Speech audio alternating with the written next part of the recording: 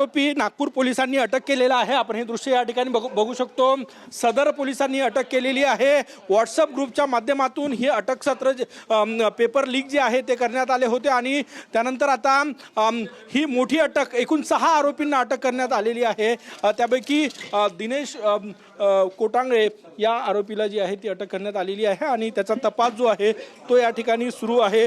सगळ्यात महत्त्वाचं म्हणजे या पेपर लीकमध्ये मुख्य सूत्रधार कोण आहे याचा तपास SITच्या माध्यमातून केला जात आहे आणि त्या तपासाची प्रक्रिया जी आहे ती या ठिकाणी सुरू आहे। आपण हे दृश्य या ठिकाणी बघू शकतो बघा।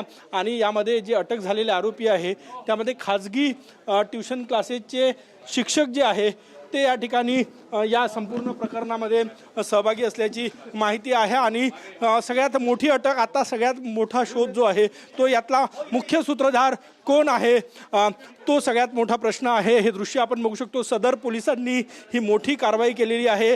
आतापर्यंत 6 आरोपींना अटक करण्यात आलेली आहे आणि 6 आरोपींचा तपास जो आहे तो त्यांच्याकडनं माहिती घेतली जात आहे की नेमके पेपर लीक जे आहे ते कशा प्रकारे झाले आणि कुठून त्यांच्यापर्यंत ही माहिती पोहोचली, व्हॉट्सअप ग्रुपचा कशा प्रकारे वापर करण्यात आलेला आहे, संपूर्ण तपास सुरू आहे। मोठं यश नागपूर पोलिसांना, एकूण 6 आरोपी यामध्ये अटक झालेले आहे। कॅमेरामॅन सचिन साहेबांसह गजानन उमाटे, TV9 मराठी, नागपूर।